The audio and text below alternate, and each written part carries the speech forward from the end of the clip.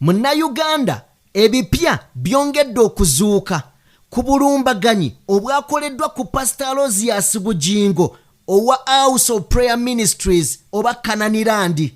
Obwedda nina ekintu kye nnoonya nga kigaanye okugatta naye maze n'enzuula ekituufu. Amazima amatuufu obwedda tulina statement ze tufuna naye nga zikontradictinga zitya. Obwedda tufuna kano kawa obudde oyinza obutakafuna mulala nga akannyonnyodde bulungi. Obwedda batugamba nti eyakubiddwa n'amanyiddwa nga Muwummuza Richard nti mukulu wa chachi oba mukulu mu chachi. Abalala nga batugamba driver we, abalala nga batugamba nti yandibeera bodyguard we. Wabaddewo ebintu bisatu. Wulira, wabula okusinziira ku lipooti ya poliisi evuddeyo n'etulaga nti Muwummuza ono musajja wa UPDF era nga yasindikibwa. Actually UPDF ye yamusindika naye nga musajja wa SFC ejje erikuuma General Museveni era nga kigambibwa lino liri attached ku Nakasero mugimanyi ye State Lodge ya General Museveni.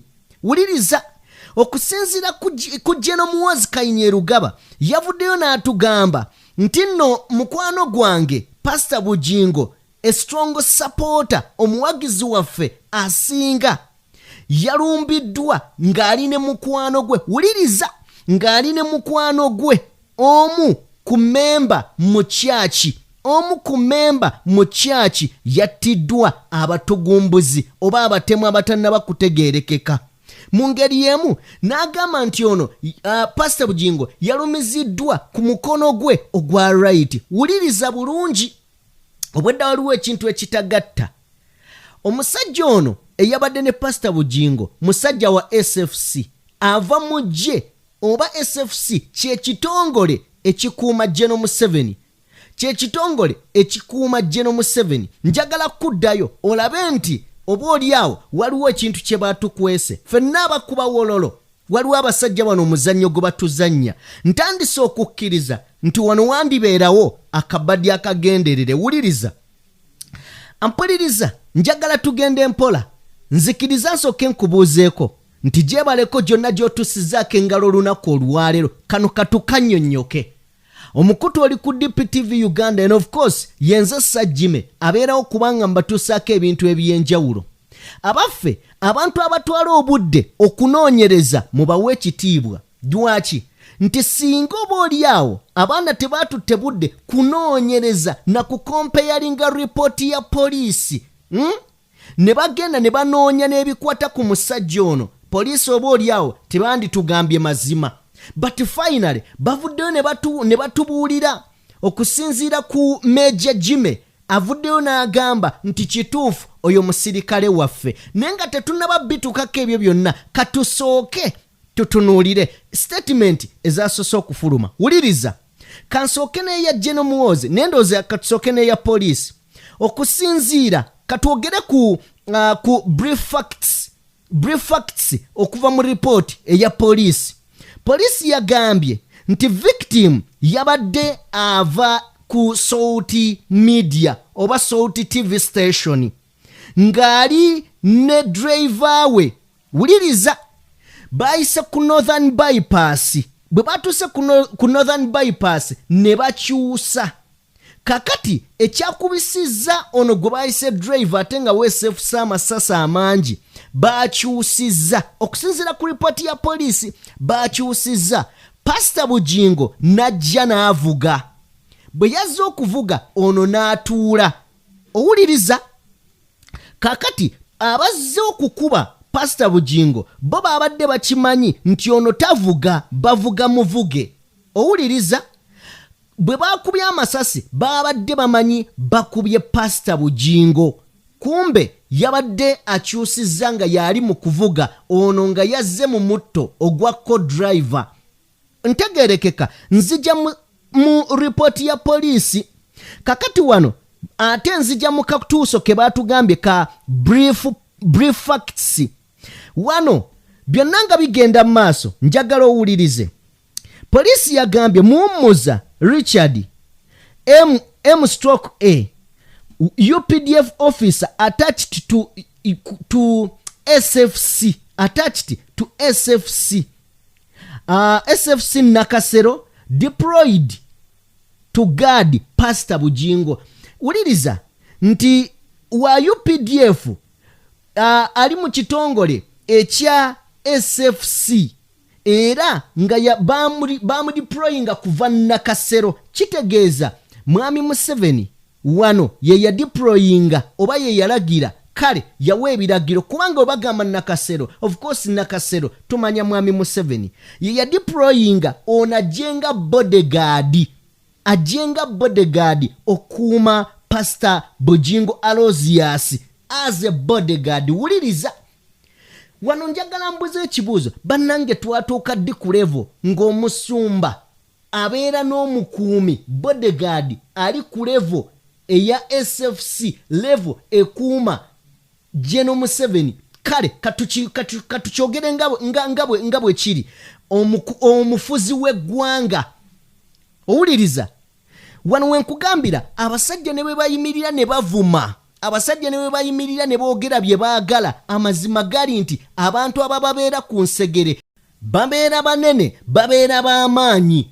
Kakati njagala owulira omusajja oyo akuuma Pastor Bujingo ali muleeya. Ab'oku kyaki bamanyi nti nno munnange muntu we, abalala batuguumaza notuguumaza mbu mukadde wa kkanisa mukwano gw'ennyo gw'abadde abuulira ebyama bye. Wuliriza kakati wano General Muhoozi yazze n'atugamba nti nno twebaza Katonda olw'omuwagizi waffe asinga strong supporter okusimattuka okuttibwa era okusaanyizibwawo obulamu bwe. Wuliriza nti ekiro ekikeesezza olunaku olwaleero bwe yabadde avuga ng'addayo mu maka ge.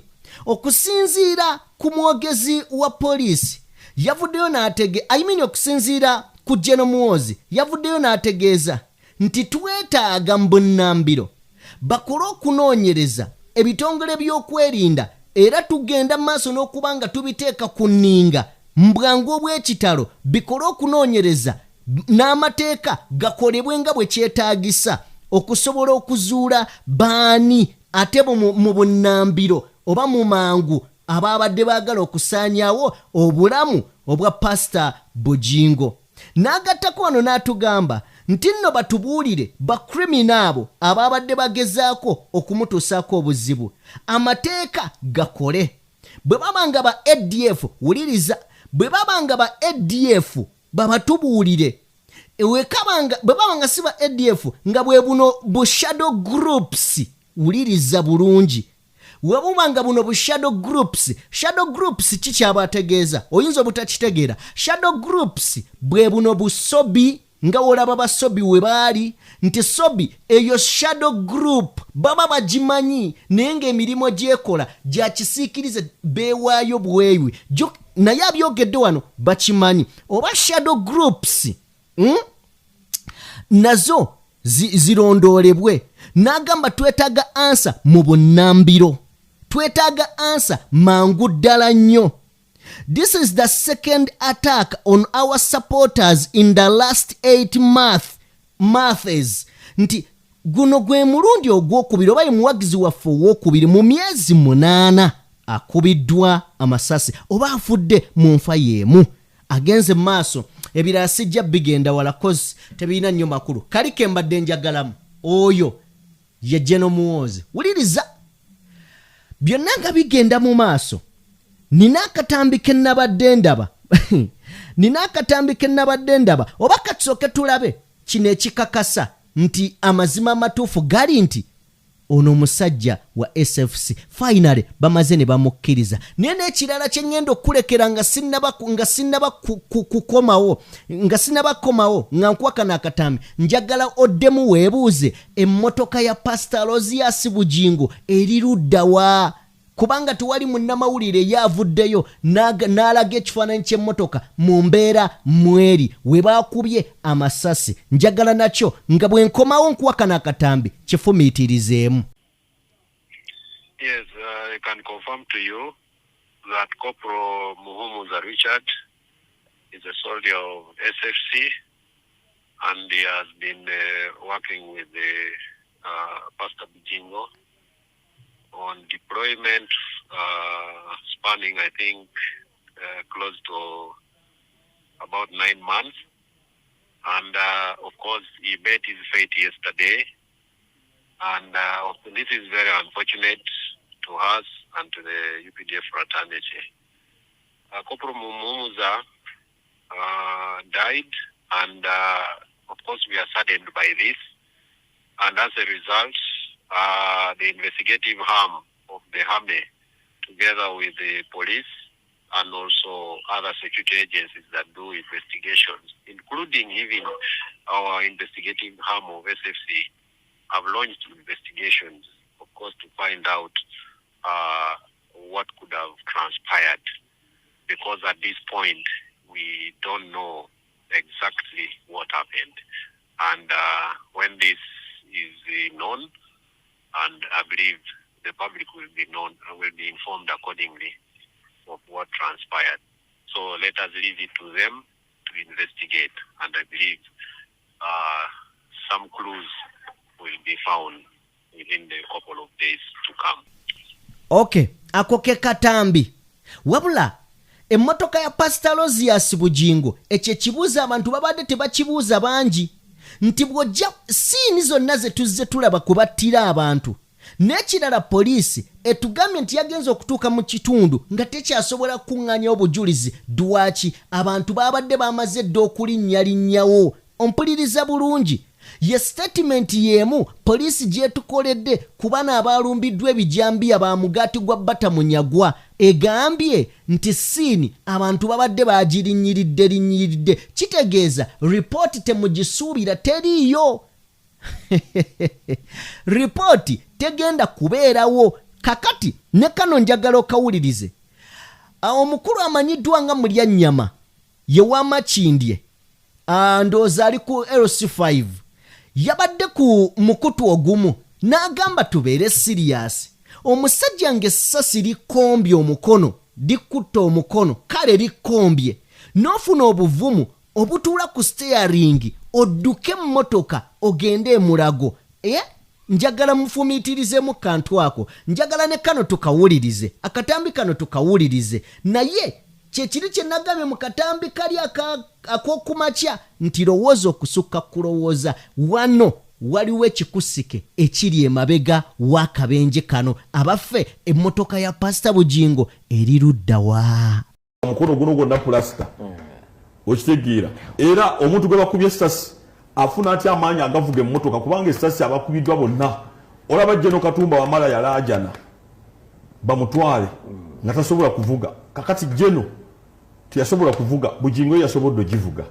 Ebyo byonna no bibuuzo, omutemu oyo yabadde n'ebigendererwa ki? Bibuuzo naye amyuka omwogezi wa poliisi mu Kampala n'emirirwano Luke Owoyesigire alisiza ekiwandiiko n'ategeeza nti abaddeko n'ekifaananyi kyatusiigidde era ekiwandiiko kigamba nti abasse babadde ku pikipiki ne babulira omwo mu bbaawa Akatuufu enguudo eziyingira omwo kumpi ng'ogendera ekyo nange mbadde nkiraba nti baabulidde omwo, ekyo tewali nnyo kyatuwadde azze n'asiiga nti nebalera mu national water oyo manyi mukwano gwange national housing ekyo era yakubye alina okubula era n'atugamba nti emmoloka yebaddeko number plate ya Praise the Lord era eyo nange mbadde njiraba nagandika nti emmoloka ebadde njeru ekyo nange mbadde njiraba kati kube yakatuwa omanyi kati kyakomaleyo n'ategeeza nti bagenza okutuuka wali ku scene of crime ekifo ekyo nga kirinyiriddwa nnyo kyonna tebannaba kufuna bujulizi bulungi bumala era nga bulijjo ne bateekawo akaguwa kaabwe.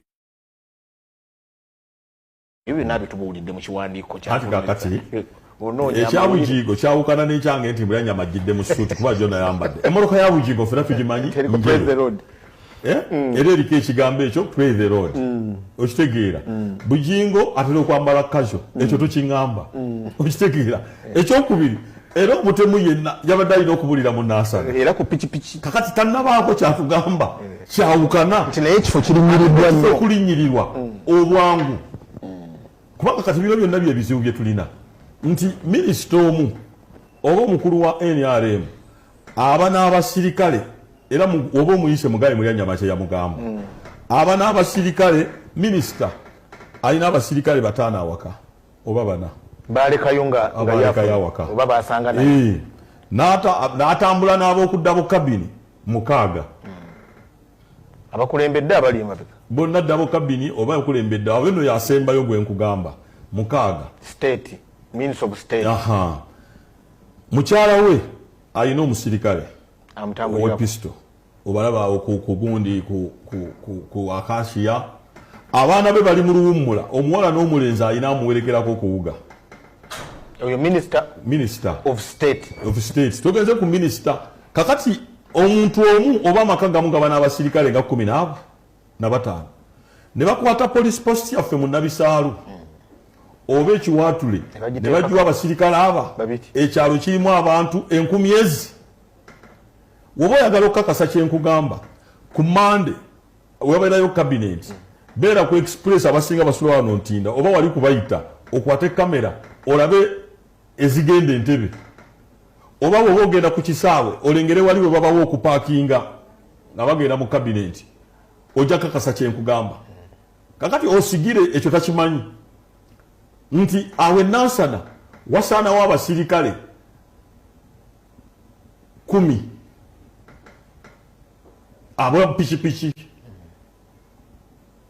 naye ye omuntu omu alina abantu 15 obulamu bwe bwa bbeeyi kubanga minisita naye nabana abantu 2,000 tuleme kubeera nga Abayisirayiri nti awafiira Omuyisirayiri omu Abahamasi babeera 6 okitegeera so tumanye nti buli muntu alina value so singa abasirikale abo mubateeka ku byalo nga bangi osanga bali badde baziyiza boda gye yagobye naye patro eri Kagoma esalinkiriza etuuke awalisiri enamuŋoona kakati bano we batuukidde abantu b'okukyalo basuubidde ki ani gwe bakubye so ebintu ebyo bye tugamba nti bannaffe tubagamba ne balowooza Mufuzi Muyanyama gy'akola statement Oweekitiibwa Meeya njagala genda yembeera gyenjagala batereeze okay ako ke katambi kameeya mulya nnyama ampuliriza nina kengendo okusembezaayo kana akatambi kengendo okusembezaayo ye story y'olunaku olwaleero nga NTV wegiwumbye njagala ogiwulirize bw'ogiwuliriza ogenda kumaliriza ng'oyawudde eno stanti wabadde ekigenda mu maaso oba kubanga amazima gali nti ebibuuzo biri nti bw'abanga Pastor Bujingo kale tusobola okukkiriza Pastor n'obeera ne bano ba Kanyama nga bw'olaba Wuba Bawu obwo obutongole obw'aba bodyguard bano abatakwata mundu niye omuntu watuukira ku level nga weebwa SFC musirikale wa SFC amazima gali nti ne sente ziteekebwa mu musirikale wa SFC za njawulo ku basirikale abalala kati oyo nga gwe baawa Pastor kitegeeza oyo Pastor ayina ensonga nga 15 okubeera nga muganda wange avuma abantu era toyina ky'omugamba kirala okuggyako okukolera abasajja kituzaayo ku statement eri gye yakola gye buvuddeko n'agamba nti nno waliwo ababadde banjagala n'okufa mu mwaka oguwedde ne Mukama nsussizaawo waliwo ebitagenda bulungi ago ge mazima era mu eno story amazima gali nti either waliwo bye baziba ne basalawo obulamu bw'omuntu omu just bugende ngambye nti just so njagala tugende mu katambi kano wabula mbeebaza mubadde bawuliriza balungi mwebale nnyo mwebalire ddala okuva we tutandikidde okutuuka wano we tuli njagala tugende mu maaso n'okubanga tulaba story eno ekoleddwa NTV n'egiwe amatu so that ojjamu ekyokuyiga yenza Sajjime atakuumira mpeera abankuumire ku ssaawa nga 3 ez'ekiro ekikeesezza olwaleero amawulire gatandise okuyitingana ng'omusumba wa House of Prayer Ministries Aloysius Bujingo bwe yabadde akubiddwa amasasi Namuŋoona oluvannyuma kyazuuse nti Pastor Bujingo yabadde asimattusa abaseddekezi wabula dereeva we Richard Muhumuza teyalutonze Bino byabadde Namuŋŋona Zone 2 mu sitenseni ya Bwarakata mu gombola y'e Lubaga, era tukitegedde nti abatemu bano baasindiridde amasasi mu mmotoka ya Pastor Bujingo mwe yabadde atambulira. Kitegeerekese nti Pastor Bujingo Katonda yamubiseeko akasubi n'asimattuka nti era yagezezzaako okuddusa omukuumi we Richard Muhumuza mu ddwaliro e Mulago, wabula n'afa nga baakatuuka. Boddo okuba nti nno yeeyongera mu maaso n'okuvuga emmotoka eno mpaka mu ddwaliro, ndowooza oluvannyuma lw'okukizuula nti yabadde atambudde naye yabadde amaze okufuna ebisago okuva eri amasasi gano ge baabasindikiridde. Olwabadde okutuuka mu ddwaliro bamutegeezezza nti munne yabadde amaze okufa era nga yategese nti yabadde mukuumi we. We twatuukidde mu kifo kino ng'ab'ebyokwerinda bamaze okukisalako. Mu kifo kino tusanze abakugu ba poliisi baataddewo dde obupande obw'enjawulo okulamba n'okwawula obujulizi kwe bagenda okutandikira okunoonyereza. Okuggyako ebookera ebyuma wokka, ekifo kino tewali kamera ndala oba oli awo ezandiyambyeko okulaga ebyabaddewo. Giro poliisi era yayongedde okumulisa ekifo kyonna okwongera okuŋŋaanya obujulizi. Omuvubuka yabadde akolera ku mudaala gwa Chapati guno James Kitipa yatwaliddwa ab'ebyokwerinda okuyambako okunoonyereza. Webukedde tuzzeeyo wabadde obulumbaganyi buno era tusanze poliisi ekyagumbye mu kifo kino nga ne Kitipa yayimbuddwa. Wano mu Namuŋŋona kubanga naffe twasuzeeyo eri naffe ku Old Kambala batututte abakola wano ku Chapati. Nemwe babasibye? Batututte naffe kutujja gundi statement twavudde essaawa 10:30 na ssaawa zino sinakwebaka. Ekkube wabadde obulumbaganyi buno era tusanze likyali liggale ng'embeera eno ereeseewo akalippagano k'ebidduka. Abasinga ku bantu mu kitundu kino beremye okwogerako naffe ku byabaddewo okuggyako neeyeevuddemu. Kati bali badde mu maaso g'emmotoka naye ng'edduka n'empisa ng'eva eri waggulu eya pasita yampisiza natuusa okugalaji kwe kulaba olw'ogwengenda kubyaza gwembadde nziruka okubyaza atatandise kuba emmotoka eno empisiza nange kwe nasibidde n'enyimirira nga natidde owaboda omulala najja n'ayimirira babadde ababoda basatu emabega naye nga teri emmotoka evaayowa saidi ze waggulu waboda n'ayimirira nange n'enyimirira naku abasajja ne bagamba banaye badde basise pasita waffe ne batandisa nteno peeko ni ya pasita. Wabula poliisi ekyafunye okukalubizibwa mu kunoonyereza kwayo oluvannyuma lw'abantu abasooseewo okusattirira ekifo kyonna ne bataataaganya obujulizi. Twazzeeyo n'awabadde obulumbaganyi buno okulaba nti no tukuŋŋaanyaako obujulizi. Eky'omukusombi abatuuze babadde bamaze okwonoonawo nga twasobodde okufunayo ebisusonkole 2 ng'ate nabyo ebiseera ebisinga abantu abasinga babadde bamaze okubikwatirira. So okunoonyereza kukyagenda mu maaso era kwe tusinzira okusaba abantu okusigala nga bagendereza nnyo abeere obuzibu beewalewo bategeeze babyakwerinda tusobole okuba nti tubaawo embeera gituyamba okumalawo. Tugezezzaako okunoonya emmotoka ya Pastor Bujingo mwe yabadde wabula kaweefube waffe agudde butaka. Oluvannyuma lw'okufuna amawulire gano bangi naddala emikwano n'eŋŋanda bakedde mu maka ga Bujingo e Namayumba mu disitulikiti y'e Wakiso okwongera okumugumya. Wabula si buli omuntu abadde akkirizibwa okuyingira ng'era wakyamirwa wabaddewo abajaasi. We twatuukiddewo omusumba Bujingo teyasoose kwogera naffe era omu ku bakozi beera munywanyi we Charles James Senkubuge ye yatubulidde ku mbeera mwali. Ali mu pain essasi lyamuyuzizza omugongo waliwo bingi yajja kubyogera. Wabula oluvannyuma ono amaze n'avaamu omwasi ku bulumbaganyi obwamukoleddwako. Nkyali mulamu kubanga mu maaso ga Mukama bye yantuma okukola tebinnaggwaayo, singa bibadde biweddeyo nandibadde nagenze naye nkyaliwo. So tusaba abalina emitima bwe gityo kubanga mu Uganda sinze gwe basoose okusindirira amasasi n'abalala bangi abalala baaluge. Naye ffe ng'ekkanisa tugivumirira ddala eno atem gye bakose ku musumba munaffe era tusaba gavumenti ne ebitongole bya security balondole ensonga lino okubalaba bakwata bana bantu abagesa okukola kino ekikolwa.